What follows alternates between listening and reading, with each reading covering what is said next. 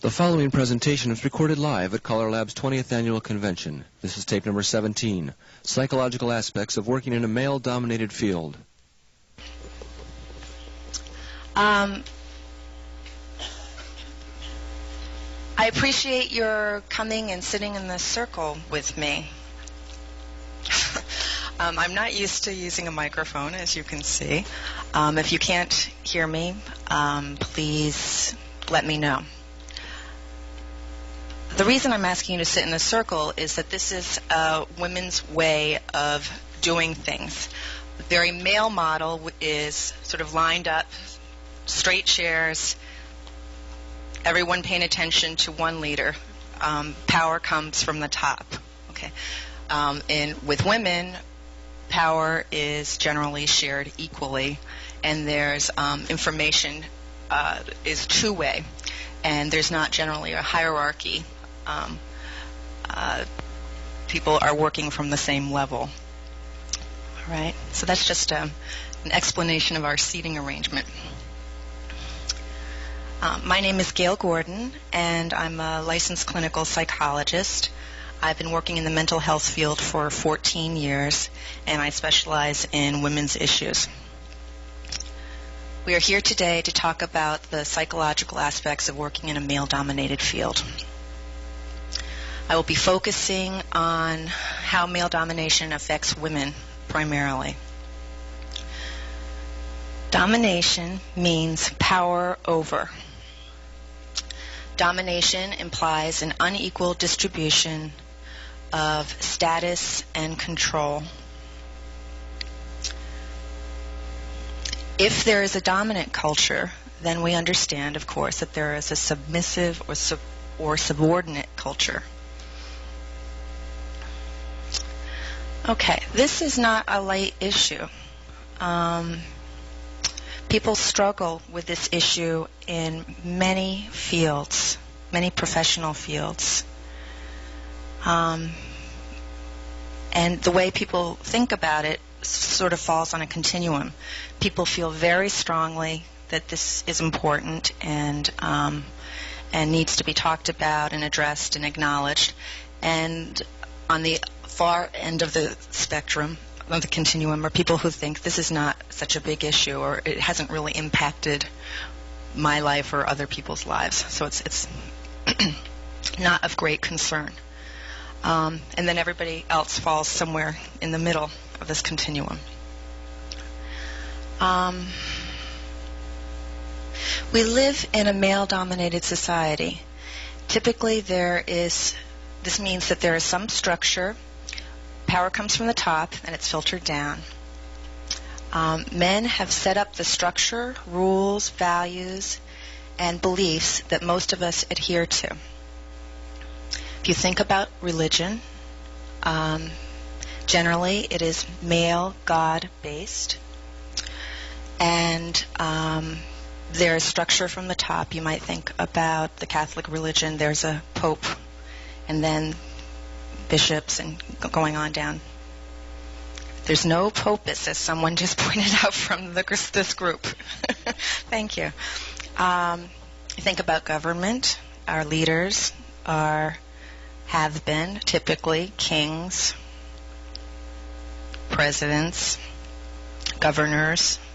The governing bodies are typically male. Think of our own Senate and what the female representation is. Does anybody know? 3 in 100, right? 3 in 100.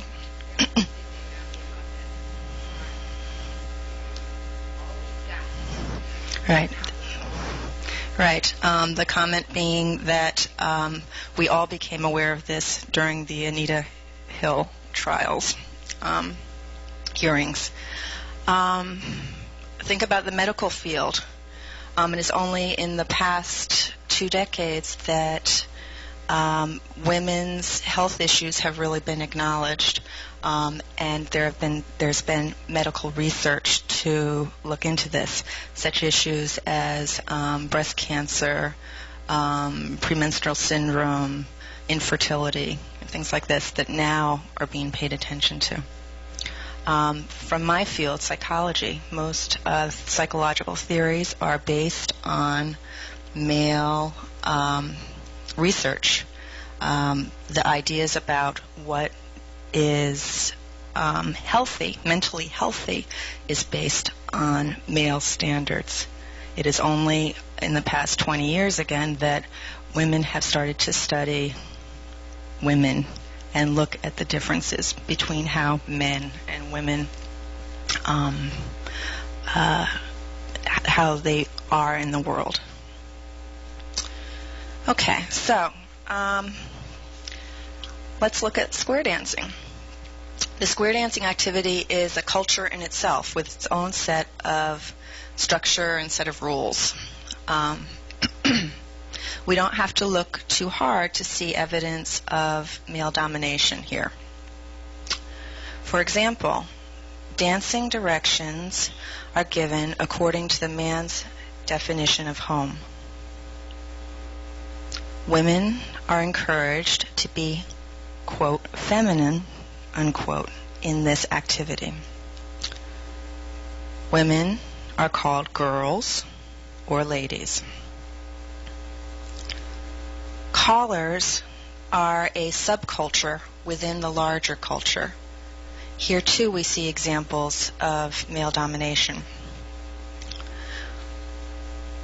Most recordings are recorded in the male vocal range. Caller schools teach callers to follow the man's movements. Training materials such as books, newsletters, and written instructions are also directed towards following the male's movements, or the man's movements. Many male callers appear to be uncomfortable mentoring a female caller publicly, but may be willing to do behind-the-scenes support.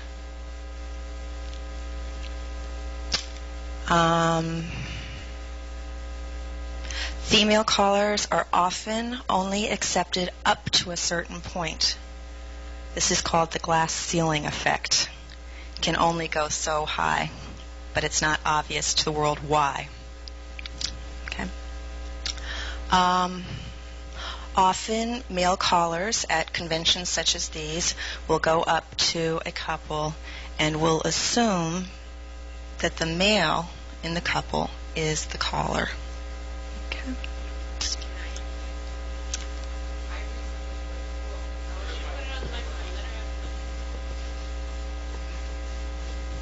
I recently was booked at a dance away from my local area, and I was standing at the door greeting the dancers as they were coming in, especially because they had a mystery bus carload come in, and they came in and greeted us and everything.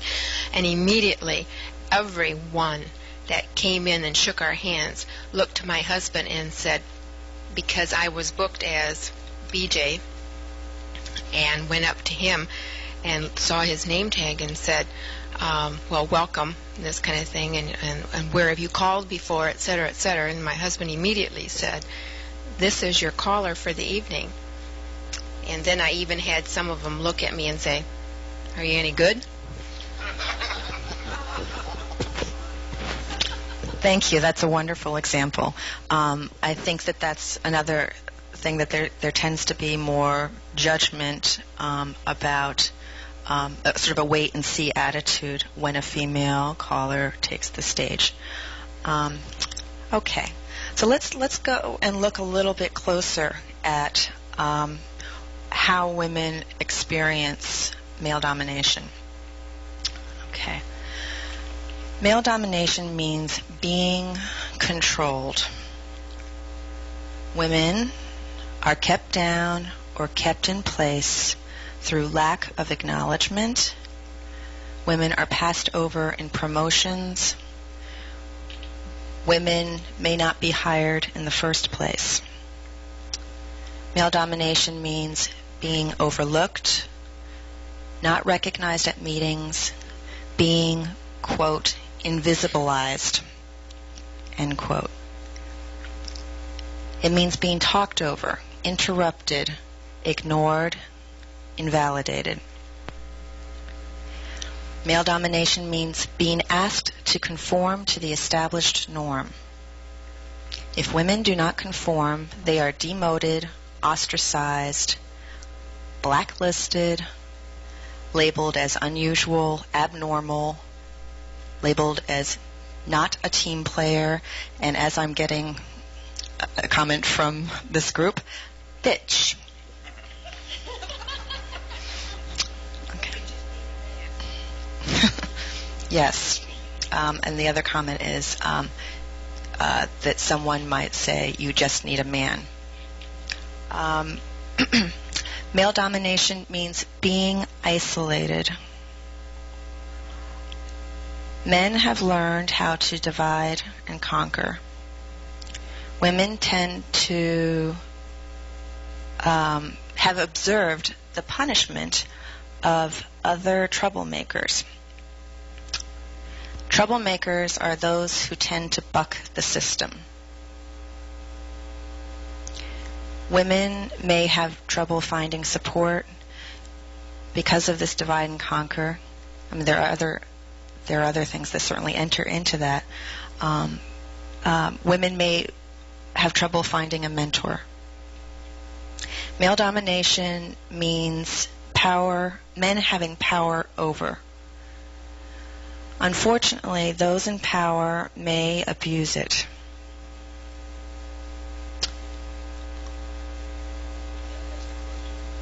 We have a question here. Hold on a second. I'm Skip Brown from Portland, Maine.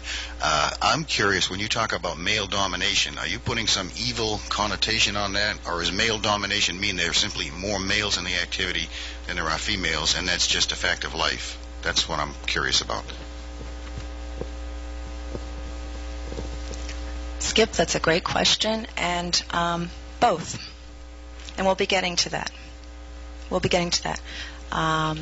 As you'll hear later, I do not believe that this is a malicious grand plan of men. Oh.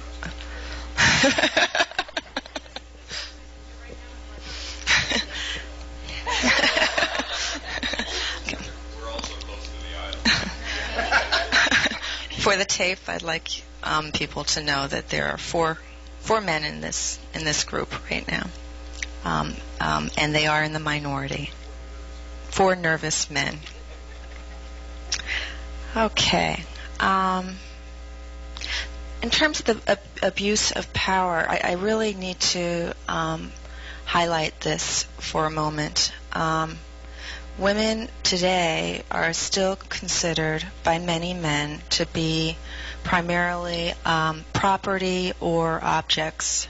So on the extreme of power over, we will see such things as sexual harassment, sexist comments, domestic violence, and sexual abuse. Just some statistics for those of you who might still be wondering why this is a big deal. 1 in 6 women in the United States are victims of domestic violence by their spouses. 1 in 3 women in the United States have unwanted sexual experiences by the time they reach 18. Okay. Again, this is the extreme of male abusive power. Okay. Now, what do you think? What do you think the psychological ramifications are of women's experience of male domination? I'm going to turn it to you guys for a second. Yeah, what are the consequences of women experiencing such things as I've just been talking about? You know, being overlooked, being interrupted. I think some women have Now, I'm going to, at this part, I'm just going to repeat it and then move on. We will be getting more into passing it to people. I think some women have overcompensated, and I think some women have gotten too aggressive. And I think in doing that, I think some women have lost femininity. Are you agree on that? Okay, very good point. We're talking about women overcompensating, becoming more aggressive as a result of failed efforts in the area. To the point, I'm also going to note with a little irony of losing their femininity, again, which is, as we've talked about earlier, is a much prized goal in this activity, to be feminine. Okay.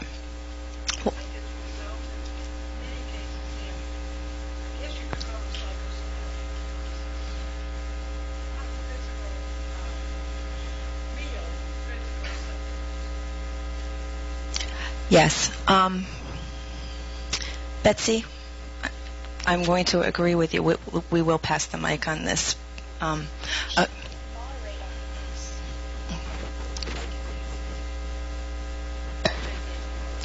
Okay, we're switching mics here for a moment. Kathy, if you could repeat that. Okay, I think in many cases it's resulted in psychosomatic illnesses with real physical symptoms. Sometimes the illness is a way of gaining a measure of attention or domination that can't be gotten any other way in a relationship. Good, thank you. Certainly, along with psychosomatic illnesses is depression. Not that depression is psychosomatic, but that depression can lead to psychosomatic illnesses. And depression comes from learned helplessness. And learned helplessness comes from not being able to get far in a system. What else are effects, consequences of this?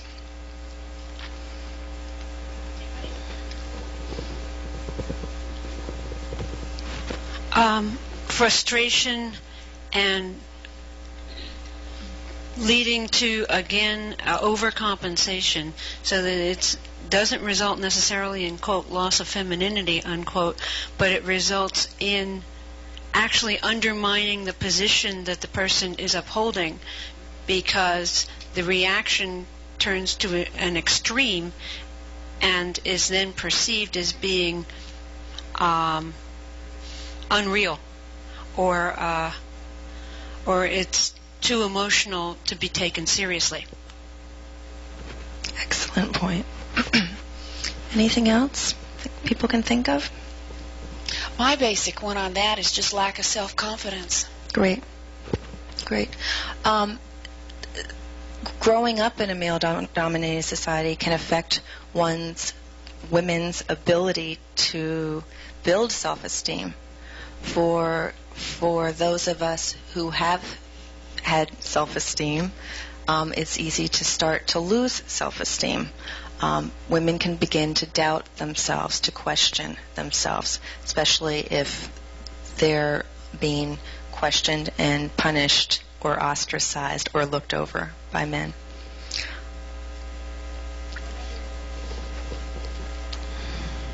And sometimes we play the game, too. We do exactly what we need to do to get where we're going, because that's the way the men want us to be. That's right. We learn what the dominant culture wants, and we imitate it. And often, unfortunately, women can begin to treat women as men do.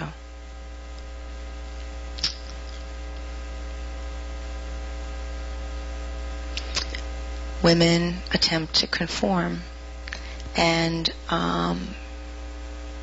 tend to start to give up their ideas and their beliefs in order to fit in with the dominant culture.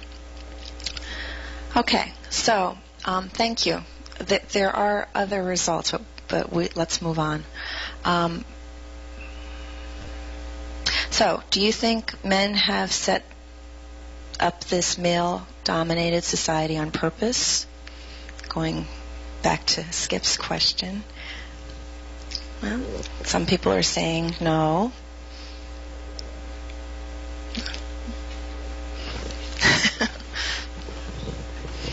think a lot of it has come out of the Victorian era when it was the habit or the thing to do for women to be, to sit on a velvet cushion and eat strawberries and cream. And we see a lot of things that hark back to that period. Before that, women worked in society, worked on the farms, had quite a role until suddenly it became the fashion. If you were well-to-do, it was a prestigious thing that the wife didn't work. She was taken care of. And we're having an awful hard time growing out of that. I don't think men did it on purpose. I think it was a status thing. But we sure are having a hard time dispelling the balloon. Okay. So was this on purpose? Maybe not, depending on this. We have another comment? I don't think it was on purpose. I think it was just society all the way back through history. There's always been the man would go out and provide the food or get the food, and the female partner would remain at home. And that's true in most species. Some of the animal world is the different way. The lioness does the killing, and the lion eats the lion's share. But I think even up through the 50s, it's been the male would go out into society and bring home the bacon or the funds, and the female would stay home and take care of the nest and raise the children. And then we started getting involved in equal rights for virtually everybody, including women. And you have, I may be saying this wrong, okay? Even women.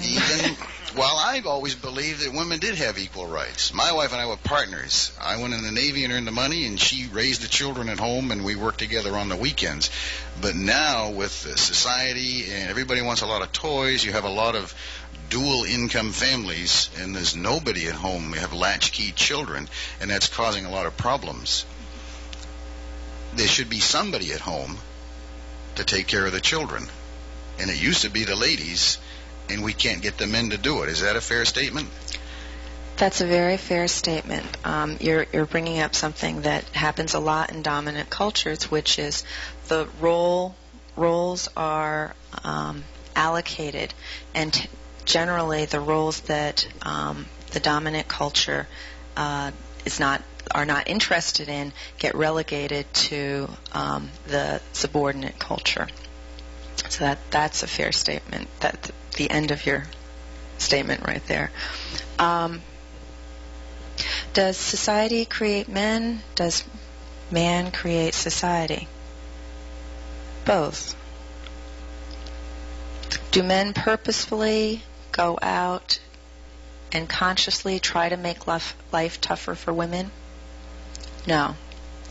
Do all men follow the norms? No. Do all women experience male domination? Yes. Do all women realize it? No. Oh, this group is catching on fast.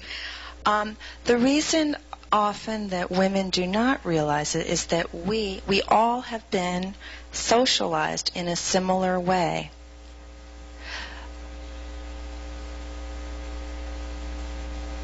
In order to exist, we need to conform to society's norms in order to survive.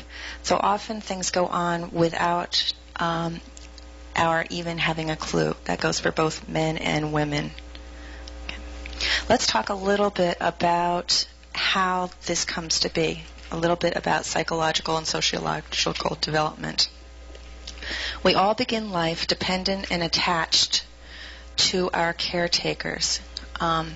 In this time and age, it's still primarily, the primary caretaker tends to be mom. Little girls have their mother as a role model to identify with.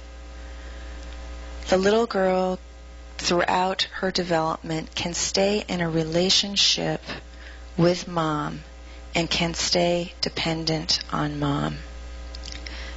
Typically, little girls grow up feeling more comfortable in relationships, in relating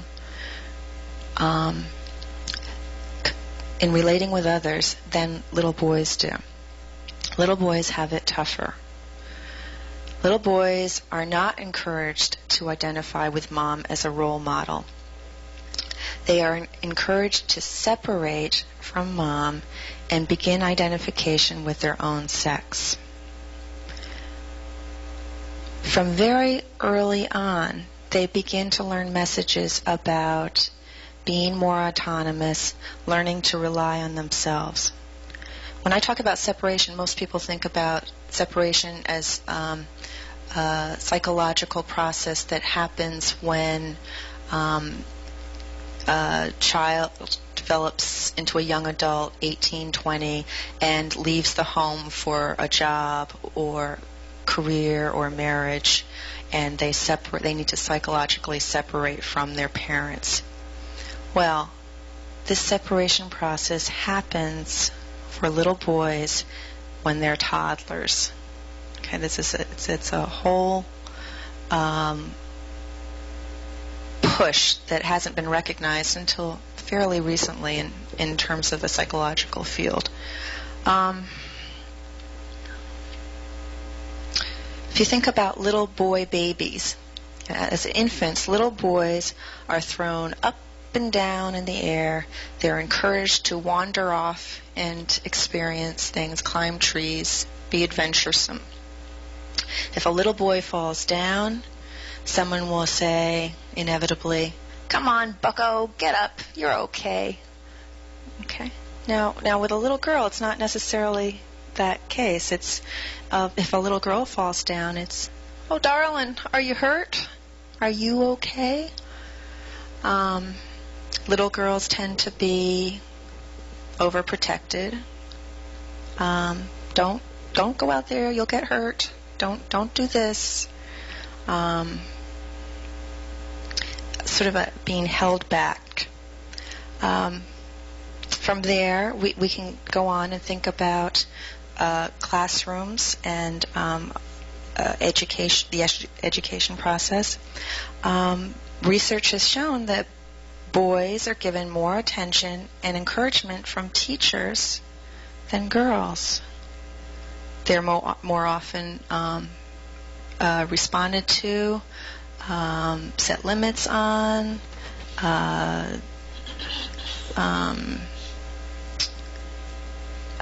when they raise their hands, the teachers will tend to ask them first. Some of this is because little girls have already been socialized to be conforming, cooperative, pleasing, good girls doing their work. Of course, there are always exceptions on either side. If you think about girl troublemakers, they tend to be the ones who would speak out and have a voice and dare to disagree.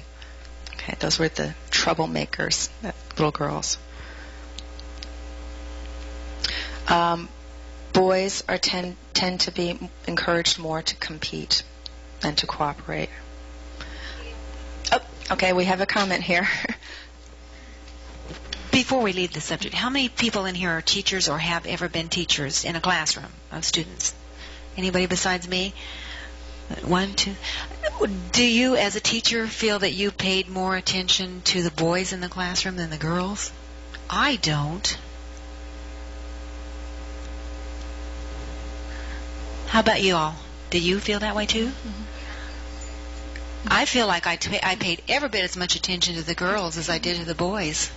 And I can't think of any time when I was in school, all the years that I went through my college degree, I can't ever remember them my thinking that they were giving the boys more attention than they were me. I don't see it in my environment, which is a high school environment, and I'm in a school which is primarily male in a vocational school, and my students are primarily, I might have 2 or 3 women in the class, so I probably spend more time with them just because I have, overcompensated the other way to make sure. But I think primarily it occurs in the lower grades, and I was trying to think back to my elementary education, and I can see where it did happen when I was going to school. I don't see it happening where I am now, but I do see that it did happen when I was growing up. that's the feeling. I can't give you specifics, but I have that feeling that, yeah, that did happen. I can't remember specific, but I do have a very strong memory of all the smartest people in my elementary years were always the girls. I have no sense of there being, I mean, I'm sure there were smart boys, but and I remember smart young men in my high school, and of course the valedictorian of the class was a male, and usually they excelled in science fields and math fields. But all through elementary school, I remember, the smart ones were the girls. Okay, I just want to differentiate, because there's several issues, and I see there's another comment. First of all, I'm not talking about intelligence or smartness. In general, you're right. Little girls tend to be more achievement-oriented at that age, and again, they're compliant and paying attention. That's part of the socialization. This is not about intelligence at all. Little boys tend to have more trouble in the classroom, and that's often why they get more attention. Okay.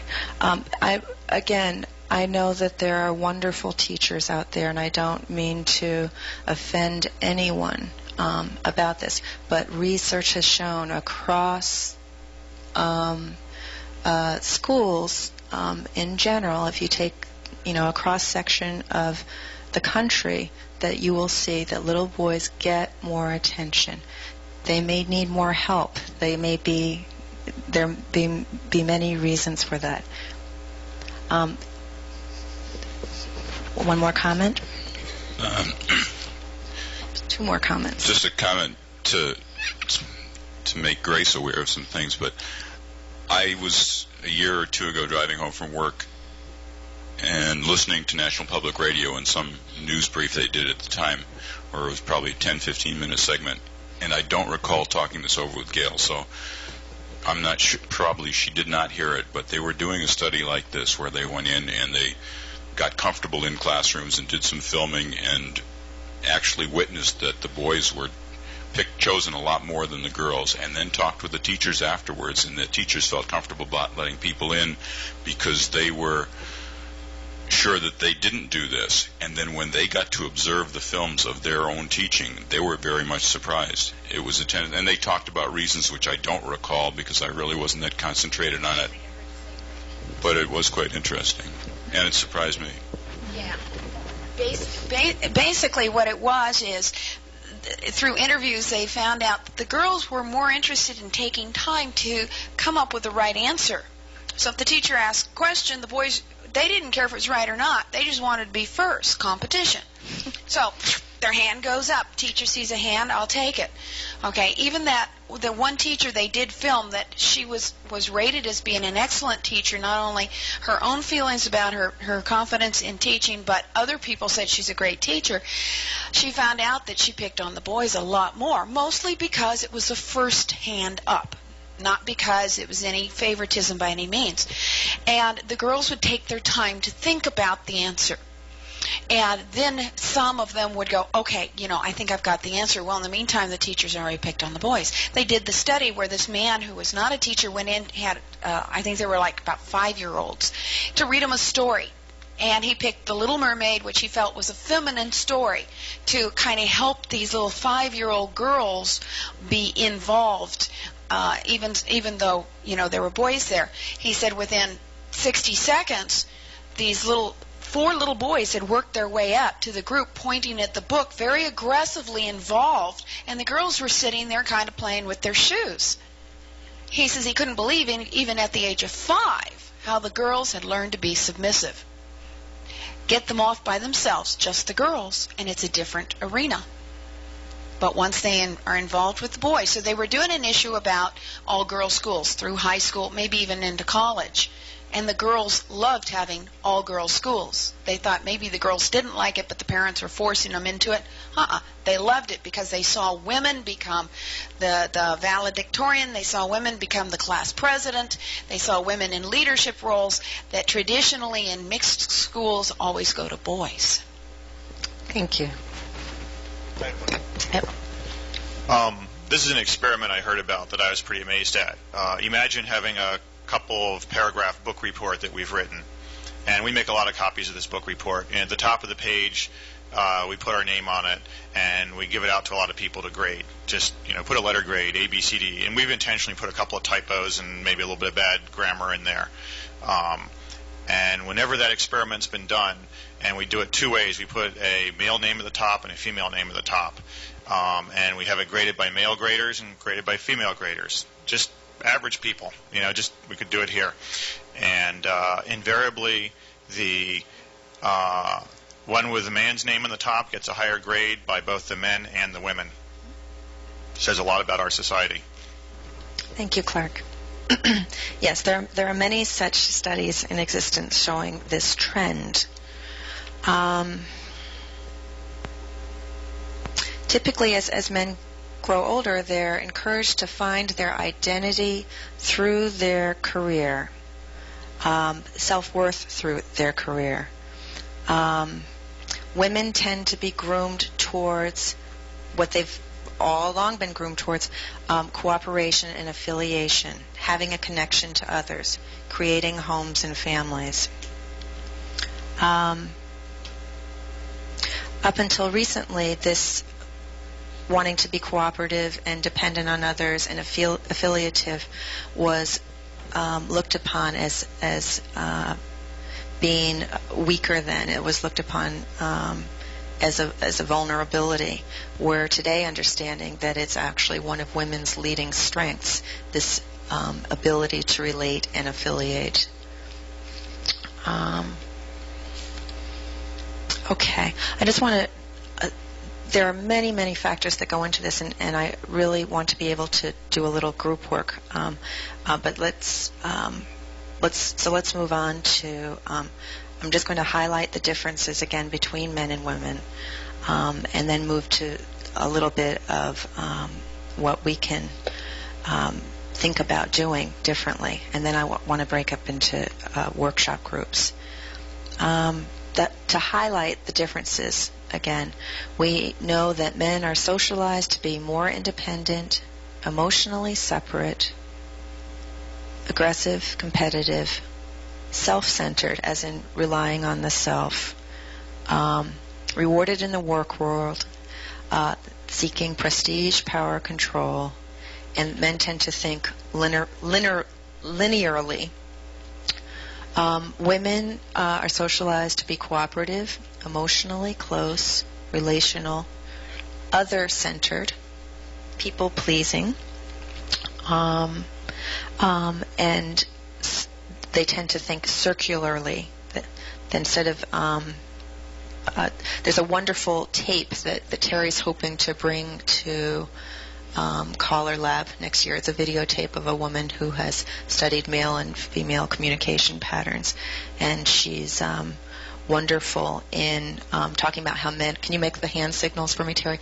Men are focused, tend to focus in, and then from the focus they broaden out a little bit.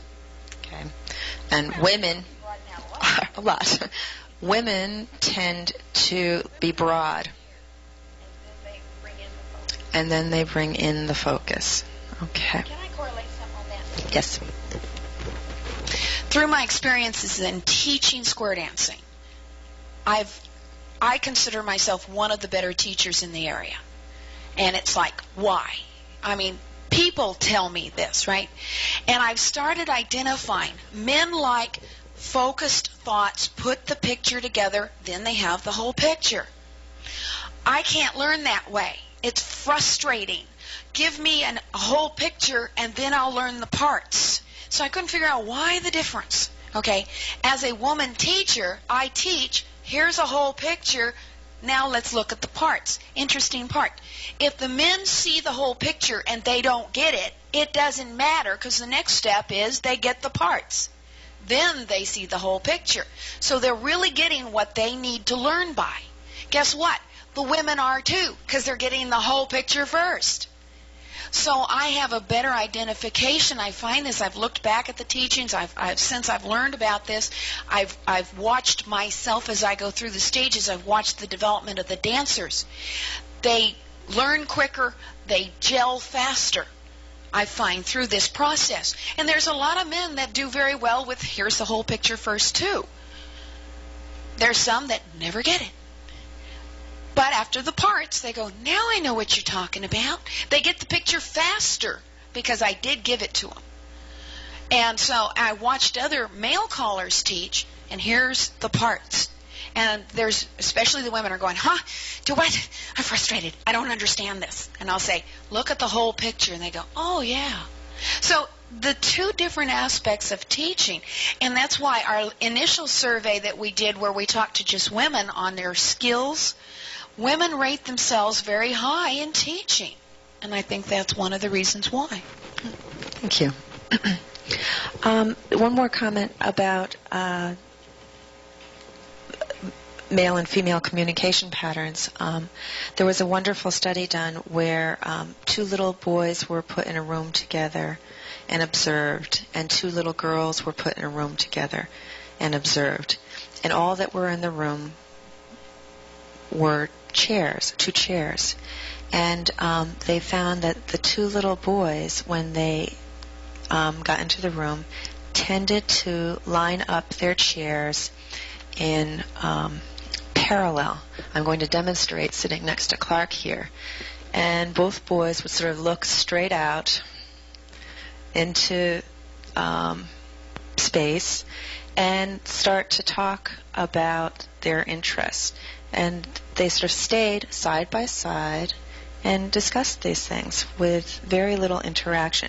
This is sort of the separate, autonomous space. They were engaged, they were having fun, they were getting to know each other. But it was a very different style than the two little girls, who I'm going to demonstrate with Terry, would turn to each other. And this is like 5-year-olds we're talking about.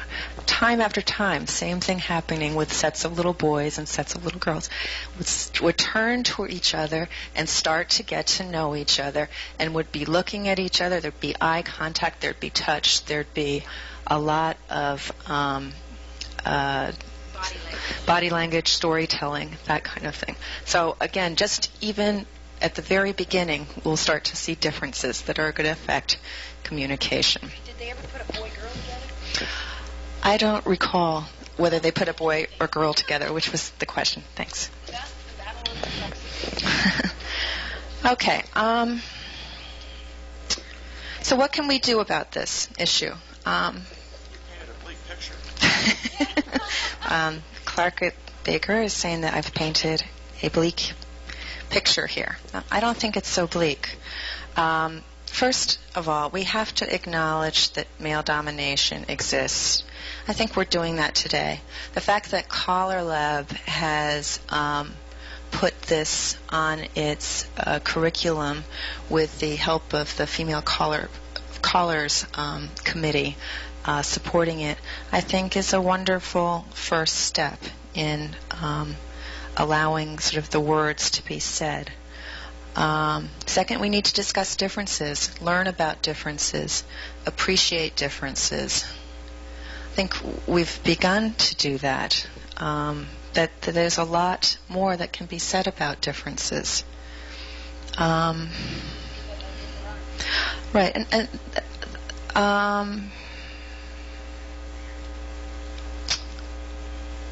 I want to just say one more thing about that. With these differences, often we talk about equality. You know, Skip, you brought that up before about men and women being treated equally. And what I want to highlight is that equal does not mean the same. Don Beck, my husband, and myself regularly discuss this, because I'll say something about women and he'll say, I thought you said that men and women are equal. And I'll say, yes, they are. But that does not mean they are the same. And this has been a confusing point for Don. Equal does not mean the same. Equal means having equal rights and equal opportunities, equal pay, things that still women have a long way to go with. Same means that they are not the same means what we've already discussed. There are inherent differences in the way women are living in this world and experiencing this world. Okay, women need to reclaim themselves. That means holding on to oneself, listening to oneself, being true to oneself, speaking oneself. Speaking oneself means giving voice to what you believe, what your ideas are. Your ideas might be different than the dominant cultures. That's okay. They need to be spoken.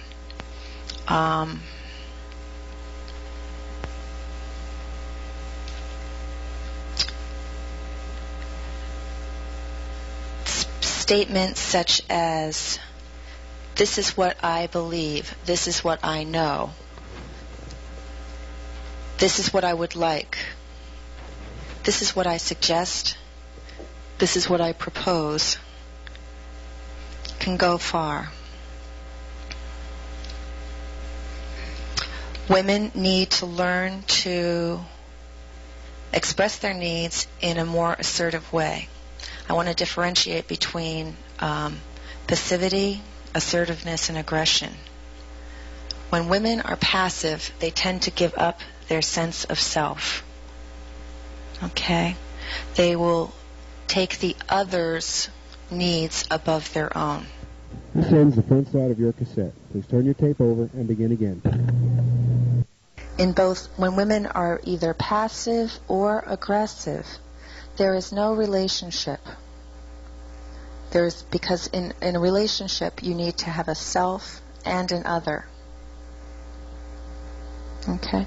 When someone is assertive, there's generally an acknowledgement of the other. One pays attention to oneself and the other. Just to give you an example of that, an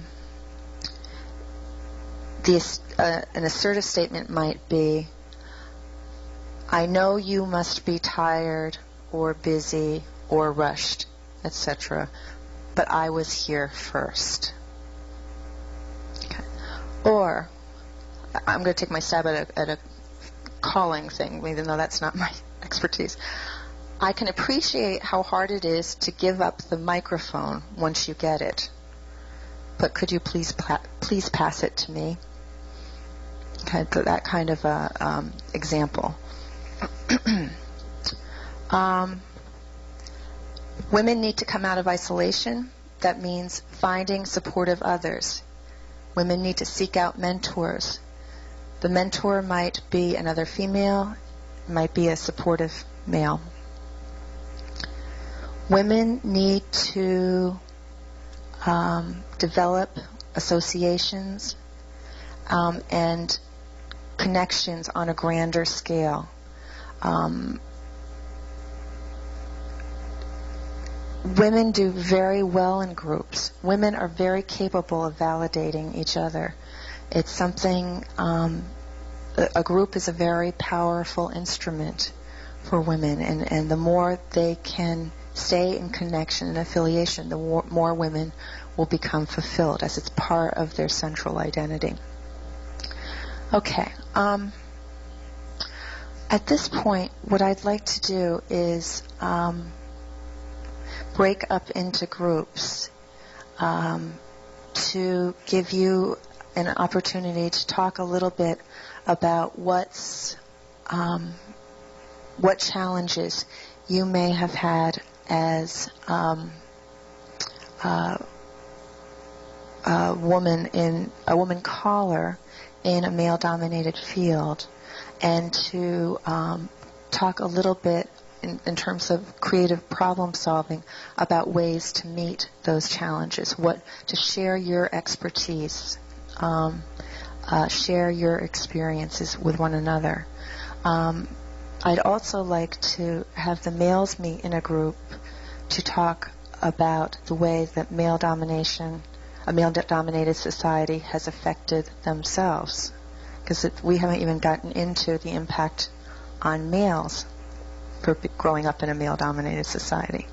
And then to think about what what changes, if any, you'd like to see male callers make in terms of the female callers in this activity.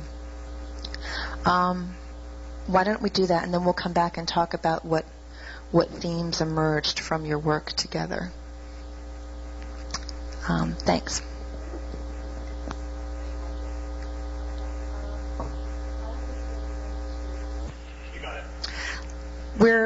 We've just been in 3 discussion groups, and we're going to talk about challenges for being in the field, suggestions, and effects on males. Yes, if you can be a scribe, Terry, that'd be great. No, if you can write small, we can continue on the next page too. All right, why don't we start with some of the themes or challenges that came up from your meetings.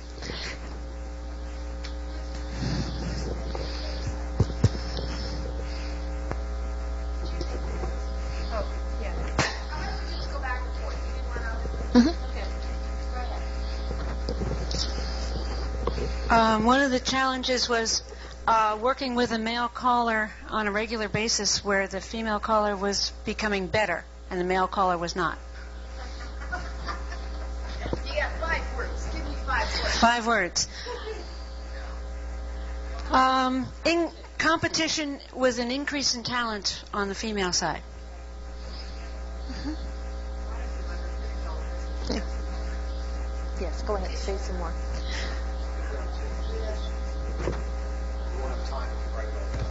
Okay, why don't you go through them then?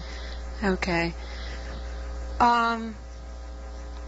The men all stand and talk, and the female caller feels excluded. They're talking choreography, records, etc.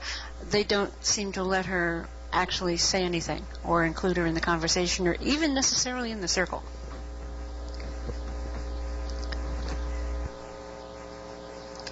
Partner wanted to know what someone was going to say in an open meeting at CALLERLAB before they got up.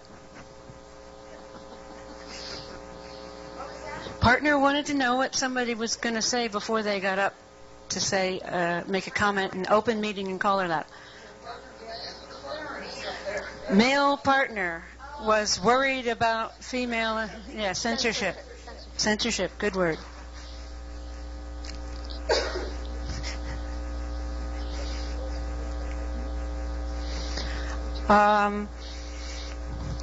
This could be the glass ceiling. The association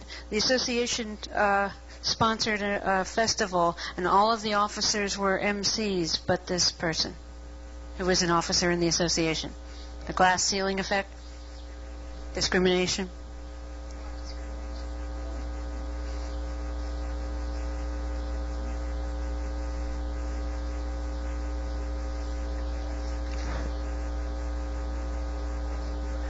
Okay, that jealousy.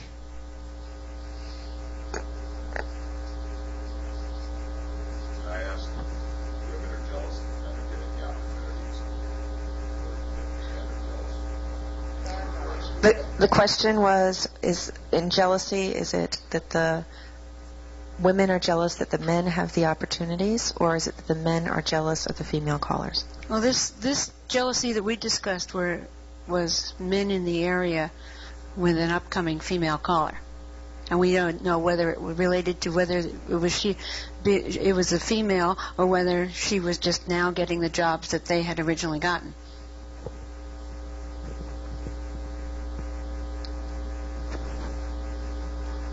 I'm gonna. Well, this didn't come up in the group, but I'm just going to toss it in here. In a teaching situation on a panel, an openly sexual harassment comment. How to manage it. What? No.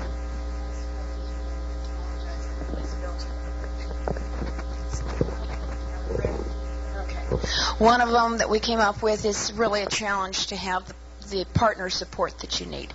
Now, I think this is also a challenge for the men, but it's even more so for the women because men don't tend to take that role on a normal basis. So we're going to say partner support. Somebody else write and I'll talk. Good. You can go off to the next page. Okay. The other one is not being recognized, which I think is back to one that she put up there. Another one is, and we're going to shorten this, but overcoming the barrier of acquiring leadership positions within an organization. Overcoming stereotype, I think, is probably an appropriate. Glass ceiling also. Yeah. Okay. Another one is overcoming the voice prejudice. You know, the minute you see a female, you assume it's high-pitched, even if it's Sandra Bryant. You're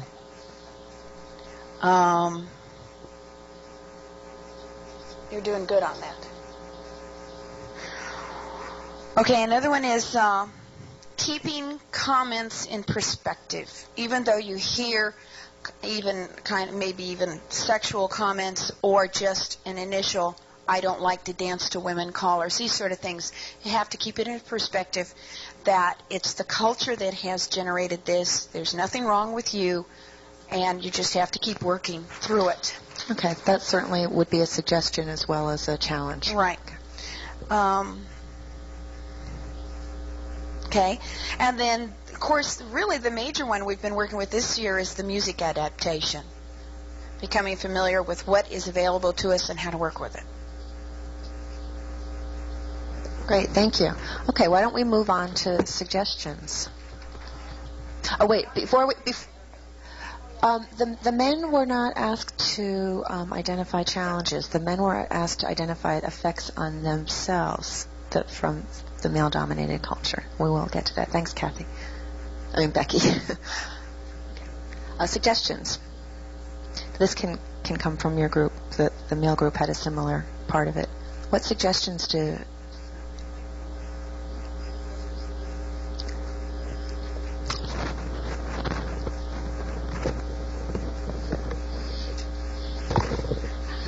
Okay, in the competition area, offering tools for improvement to the caller who was stagnating, disguised as a Christmas gift.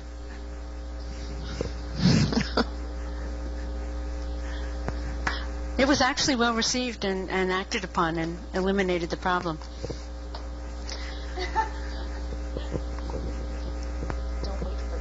Okay. For the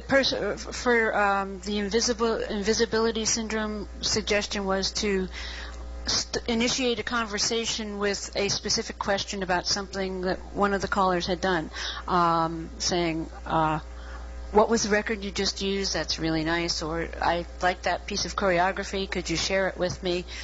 Something that would make the men feel like they were being consulted to start the conversation, to get the caller included, and to provide common ground. Censorship was replied to with an assertive statement about, "You will know when I say it." No, politely assertive statement.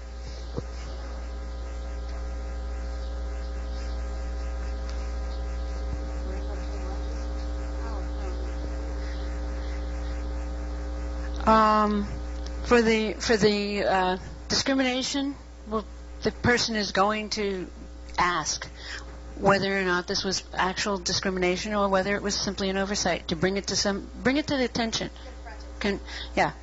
Confront it.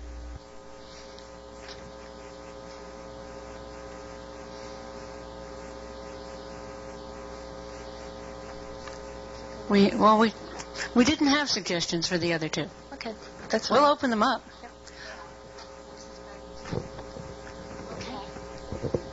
We really didn't get that far, so I'm going to kind of just punt if you guys don't mind. Jump in if there's anything that you... okay, where did I leave off? Ours was partner support. Some of the ladies said, yes, I get the support, but there's still some hesitation on his part, and other ladies said, mine is behind me 100%. So I think that's a relationship thing that you need to work on between the two of you, and hopefully get across to him how important it is. It's specific jobs involving probably specific recognition too. Okay, where are we? Not being recognized. I think that goes back up to what Betsy had up there as far as just confronting the issue. Stereotyping, sometimes you have to just buck the system. The situation was sticking the woman in the secretarial position the entire time, and sometimes you just have to put your foot down and say, next year either I progress up through the ranks or I'm out, and eventually it gets across to them that you will not conform to the stereotype. Put that in short words. Yes, once you get there you have to prove yourself, but that's easy for us. Yes. Instead of just saying, I would like to progress through the ranks, say, I have some ideas. Here are some ideas that I would like to implement, or I have some ideas I would like to implement if I could do such and such a job. Yeah. The comment was that sometimes these ideas are taken or stolen.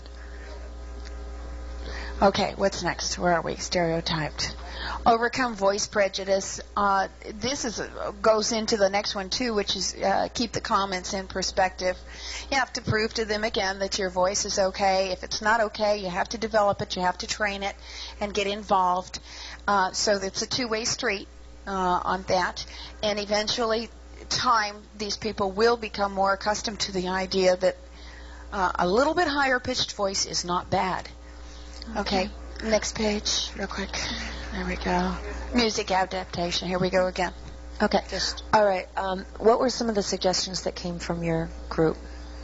This is the men's group. Yeah, real quick suggestions. Programming. Now, the whole thing is predicated on the fact that we're assuming equal degrees of talent. Yes. And there has to be some carefulness to the fact that if a female caller is not, let's say, being treated the same, it may be because her talent isn't very good, but then you're accused of sex discrimination, even though it's really a talent decision. But assuming equal talents, okay, programming, be conscious of the fact that the programmers are putting the female caller in the same or similar prominent spots as they would anybody else, and you may even perhaps just do your programming by last names, which may change that. At a festival type thing, make sure that they're not isolated. Sometimes you'll see the female caller by herself, male callers in a group. People come and they talk to the group of male callers and exclude the female. With duets, this is specifically directed to the callers. Duet records, and this we also directed to the women in an earlier session. Very often you're in a situation where you're going to do a duet, and the male callers will say, well, you have a record you want to do, and the female will say, well, no, you pick it out. Bad move. Female callers should always pick the duet records because they have the limited number of records in their range. And the male callers have a lot greater variety of records that they can use. So the women should pick the duet records. And that's the only concrete suggestions that we have. Okay, thank you. Those were wonderful. I think there was one other, as I recall, that since a lot of the hiring and such is done by dancers, that maybe the male callers could help by helping to educate dancers and make them more aware that there's some other good potential talent out there. Thank you. Yes. All right. I just want to give. I know we're over time here, but I just want to give a moment to what ideas you came up with about how this is male dominance has affected you as men. Just in a general sense, speaking about early development and so forth, we're taught at an early age that we have to develop a thick skin, work through it, be a man. We learn at an early age that we have to be nice to girls, that they are to be treated differently.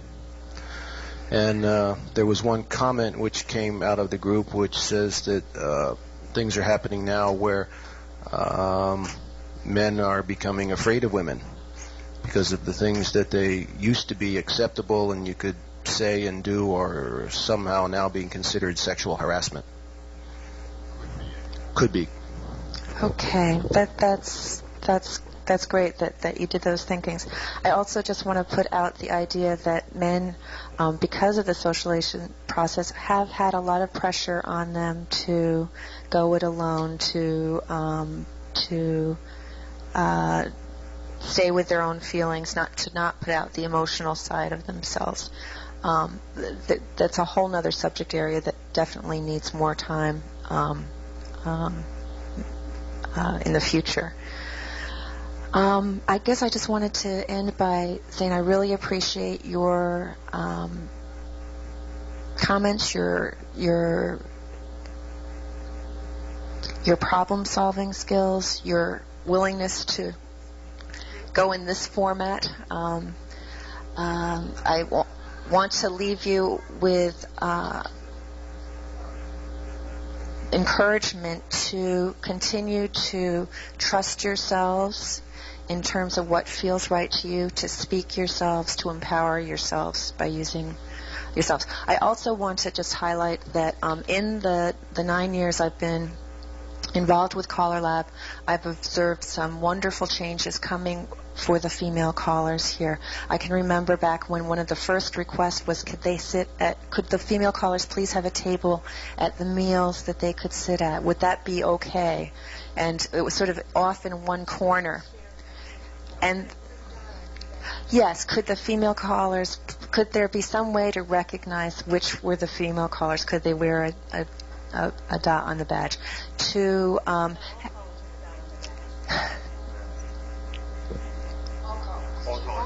all callers are identified now by a dot on the badge, where caller and partner are together. All callers, okay. Also, the fact that there are sessions that are geared towards the female callers, to the wonderful survey that went out last year, surveying women callers across the nation, which served as a networking vehicle, to the new survey that's going out, tapping how men are looking at women, to this new phone number that's being established as a networking tool. These are wonderful, wonderful things that have happened in 9 years, and I feel very pleased to see that, and I also feel very honored to have been asked to do this. So thank you.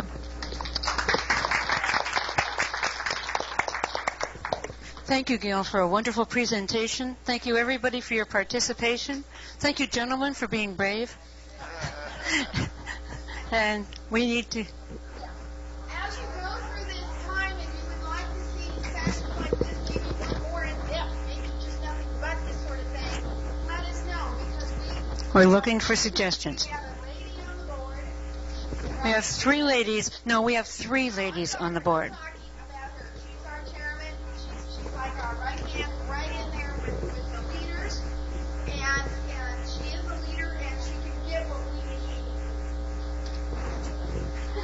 Can I just say one more thing to you? Stop calling yourselves female callers. You are female. You are callers. I'm a male. I'm a caller. I'll say I'm a male caller. Don't call yourself female callers. If you want to have a group session with things that are of interest to people of the female persuasion, put it some other way, but get rid of the damn term female caller.